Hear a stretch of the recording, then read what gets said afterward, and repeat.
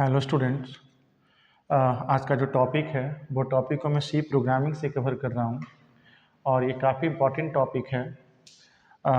Topic है कि कोई मुझे नंबर गिवन है, कोई भी नंबर, और वो नंबर मुझे चेक करना है कि वो नंबर प्राइम है या नहीं है। तो आज मैं इस टॉपिक को डिस्कस करूँगा। सबसे पहले जो चैनल है RJ Infinity Loop, सबसे पहले उसको, अगर मेरा वीडियो अच्छा लगे तो आप उसको सब्सक्राइब करना ना भूलें और अपने दोस्तों को शेयर करना ना भूलें।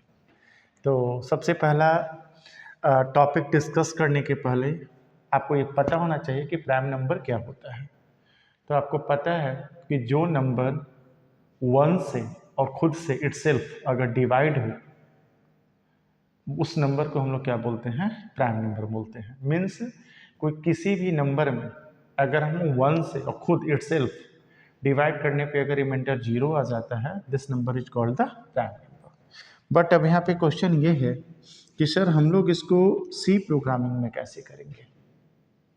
चलिए, सी प्रोग्रामिंग में करने के लिए सबसे पहला मुझे ये देखना है कि हम लोग जब भी प्राइम नंबर को चेक करते हैं तो हमेशा कहाँ से स्टार्ट करते हैं? 2 से।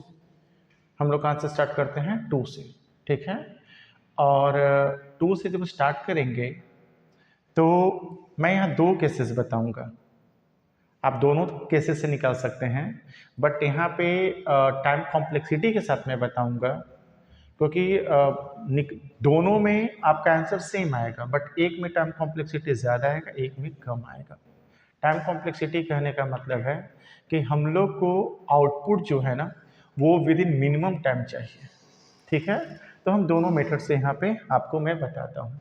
सबसे पहला मैं प्रोग्राम को मेंशंस करता हूँ, आफ्टर देन मैं इसको क्या करूँगा? एनालाइज करूँगा। मैंने पहले भी बोला है आपको कि सबसे पहले कोई भी प्रोग्राम को मेंशंस कीजिए तो सबसे पहले लॉजिक को डेवलप कीजिए। अगर लॉजिक डेवलप होगा तो प्रोग्राम अपने आप बनेगा। चलिए देखते हैं कैसे लॉजिक को डेवलप करते हैं। सबसे पहले हम जो आपका हेडर फाइल है include stereo.h, हम यहाँ पे इंटमेन लेते हैं जो मेरा मेन फंक्शन है। आप वार्डमेन से भी बना सकते हैं, मैं यहाँ पे इंटमेन से बना रहा हूँ। चलिए, सबसे पहला मेरा डेटा टाइप मैंने क्या लिया? इंटीजर। सबसे पहला वेरिएबल जिस नंबर को हम चेक करने जा रहे हैं वो नंबर प्राइम है कि नहीं है, मीन्स एक नंबर रहेगा, उस वेरिएबल को मैंने n ले लिया। ओके, फिर मैंने दूसरा वेरिएबल i लिया लूप चलाने के लिए, और तीसरा वेरिएबल मैंने अपने मन से ले लिया फ्लैग, जिसका वैल्यू मैंने क्या कर दिया? 0। क्लियर है? मैं बार बार हर प्रोग्राम में मैं बताता हूँ कि वेरिएबल आप कुछ भी ले सकते हो। मैंने यहाँ पे जो चेक करना है कि वो नंबर प्राइम है या नहीं है, उसके लिए वेरिएबल मैंने n लिया। जो लूप चलाएंगे उसके लिए वेरिएबल मैंने i लिया, और तीसरा वेरिएबल मैंने फ्लैग लिया, जिसका वैल्यू मैंने क्या लिखा है? 0। क्लियर है? चलिए, सबसे पहला n का वैल्यू अगर यूजर से देना होगा तब printf slash enter the value of n, enter the value of n का वैल्यू। क्लियर है? उसके बाद स्कैनफ क्या हो जाएगा? इंटीजर है तो %t, यहाँ पे हो जाएगा एड्रेस ऑफ n। यूजर के थ्रू इनपुट दे दिया गया। यहाँ तक तो क्लियर है? चलिए, अब हम सबसे पहले क्या करेंगे कि फॉर लूप चला लेंगे। क्या करेंगे? फॉर लूप चलाएंगे। कहाँ से? 2 से। मैंने बताया कि जब भी हम प्राइम नंबर को चेक करेंगे तो कहाँ से चेक करेंगे? 2 से। तो मैंने सबसे पहला 2 से मैंने क्या किया? फॉर लूप को स्टार्ट कर दिया। क्लियर है? आगे अब i का वैल्यू जो है वो मैंने कंडीशंस में दिया n/2, i less than equal to n/2। n/2 कहने का मतलब है कि इन केस अगर हम 12 को चेक कर रहे हैं, मीन्स n का वैल्यू 12 है, अगर हम 12 को चेक कर रहे हैं तो 12 का हाफ हम लूप 2 से कहाँ तक चलाएंगे? 6 तक। ठीक है? ये लॉजिक है। इसी लॉजिक पे हम लोग क्या करेंगे? हम लोग प्राइम नंबर को वैल्यू को फाइंड करेंगे वो प्राइम है कि नहीं है। अब 2 के बाद क्या होगा? 3, एक का इंक्रीमेंट होगा तो क्या हो जाएगा? i++। ओके, उसके बाद मैंने यहाँ पे कंडीशंस दिया कि अगर n mod i का वैल्यू क्या है? 0 के बराबर हो। अगर ऐसा हुआ तो अभी तक फ्लैग का वैल्यू 0 था, बट अगर ऐसा होगा तो फ्लैग का वैल्यू क्या हो जाएगा? 1 हो जाएगा। फ्लैग का वैल्यू कितना हो जाएगा 1, या फ्लैग प्लस प्लस कर दो, डिपेंड आपके ऊपर करता है। ओके, और जैसे ही ऐसा होगा तो इसके बाद यहाँ क्या करेगा, ब्रेक करेगा, और ब्रेक करके सीधे प्रोग्राम से कहाँ जाएगा, बाहर आ जाएगा। ओके, अगर फ्लैग का वैल्यू 1 हुआ तब, ठीक है। बट अगर फ्लैग का वैल्यू 0 रहा, अब यहाँ पे लिखेंगे कि इफ़, अगर आपका फ्लैग का वैल्यू क्या रहा, 0 रहा, तो यहाँ से प्रिंट कर देगा प्रिंट एफ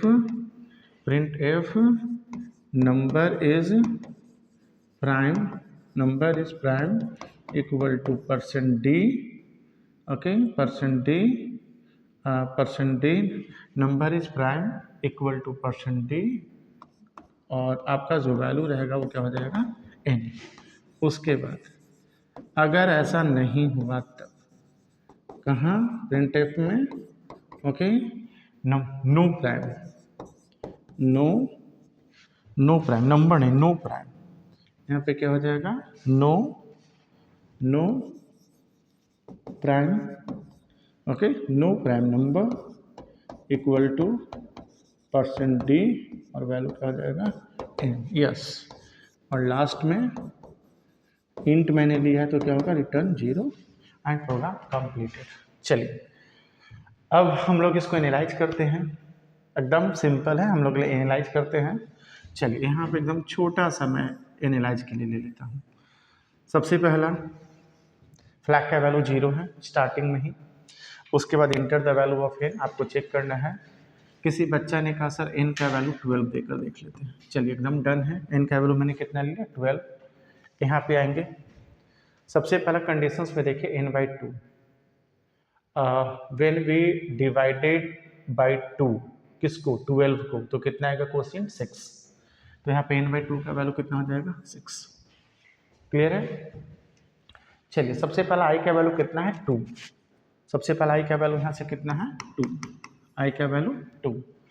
तो कंडीशन चेक कीजिएगा, first condition 2 less than equal to 6, yes sir, condition is true, 2 जो है वो 6 से क्या है, छोटा है। जब कंडीशन ट्रू होगा तो लूप के अंदर आएगा, yes sir. n mod i, the value of n equal to 12 mod i का वैल्यू 2 इक्वल टू 0। जब हम लोग 12 में 2 से डिवाइड करेंगे, मॉड कहने का मतलब रिमाइंडर, तो रिमाइंडर कितना बचेगा, 0, yes sir, condition is true. 12 में जब 2 से डिवाइड करें तो रिमाइंडर कितना बचेगा, 0। जैसे ही कंडीशन ट्रू होगा इफ के अंदर आएगा, और फ्लैग का वैल्यू कितना इंक्रीमेंट करके कर देगा, 1। अभी तक फ्लैग का वैल्यू कितना था, 0, बट अब फ्लैग का वैल्यू कितना कर दिया, 1, फ्लैग का वैल्यू कितना कर दिया, 1।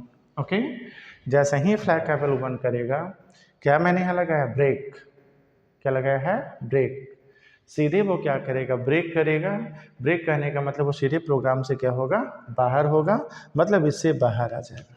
क्लियर है। अब आइए इसके बाद यहाँ पे, मतलब फॉर लूप से बाहर आया, फिर आ गए यहाँ पे। अब फ्लैग का वैल्यू कितना कर दिया, 1, बट यहाँ पे क्या है कि अगर फ्लैग का वैल्यू 0 है, बट फ्लैग का वैल्यू क्या हो चुका है, 1, तो अगर 1 है मीन्स कंडीशन फॉल्स, कहाँ जाएंगे, एल्स में, नो प्राइम नंबर, और मतलब जो 12 हम चेक कर रहे थे वो नो प्राइम नंबर, और नंबर कितना प्रिंट कर देगा, 12, मतलब 12 is not a prime number. कोई प्रॉब्लम। चलिए अब किसी बच्चे का क्वेश्चन है कि सर प्राइम को चेक कर दीजिए, एकदम सिंपल। जब हम प्राइम को चेक करेंगे तो कोई भी एक नंबर रैंडमली हम करते हैं, मुझे पता है प्राइम, बट कंप्यूटर को नहीं पता है, तो हम n का वैल्यू जस्ट यहाँ से लेकर चलते हैं।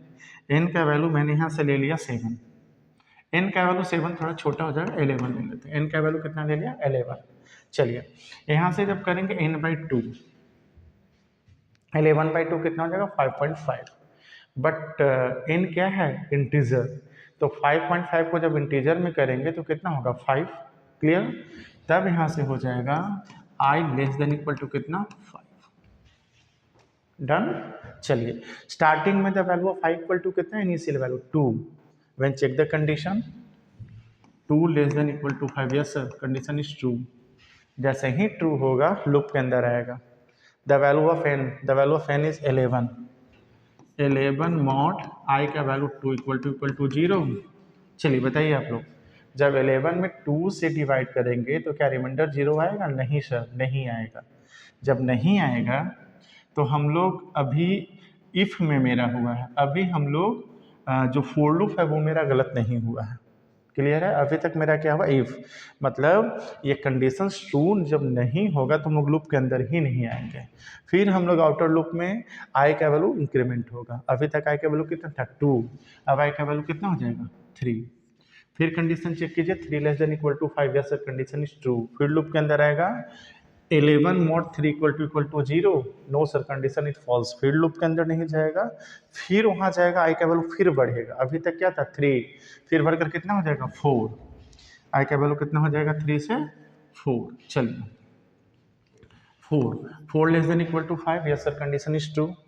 फिर लूप के अंदर आएगा n mod i, n mod i, आई का वैल्यू बढ़कर कितना हो गया? 4। क्या 11 में 4 से डिवाइड करने पर रिमाइंडर 0 आएगा? नहीं आएगा। फिर हम लोग लूप के अंदर नहीं जाएंगे, फिर फोर लूप में जाएंगे। अब आई का वैल्यू बढ़कर कितना हो जाएगा? 5। 5 less than equal to 5, yes sir condition is true. फिर यहाँ पे आइए 11 mod 5 equal to 0, no sir condition is false, 0 नहीं आएगा रिमाइंडर। फिर हम लोग फोर लूप में जाएंगे, when the value i is incremented by 1 means the value of i equal to 6। अब जो आई का वैल्यू हो जाएगा वो कितना बढ़कर हो जाएगा? 6। आई का वैल्यू कितना हो जाएगा बढ़कर? 6 means 6 less than equal to 5, condition is false. जब कंडीशन फॉल्स होगा तो आउटर लूप से ही बाहर आएंगे और हम लोग आ जाएंगे यहाँ पे, क्योंकि अभी तक फ्लैग का वैल्यू 0 ही है, इन लूप के अंदर ही नहीं गया तो वो बढ़ा ही नहीं। और जैसे ही वहाँ पे जाएंगे तो सबसे पहले बोला है कि flag equal to 0, yes sir condition is true. Flag का वैल्यू कितना है? 0। तब 0 रहेगा तो प्रिंटअप में जाएगा नंबर इज प्राइम, मतलब जिस नंबर को चेक कर रहे थे लास्ट में नंबर n दिए है, number is prime equal to कितना? 11 मीन्स 11 इज प्राइम नंबर। यही आपका लॉजिक है और इसी तरह से हम लोग क्या करेंगे? प्रोग्राम को डेवलप करेंगे।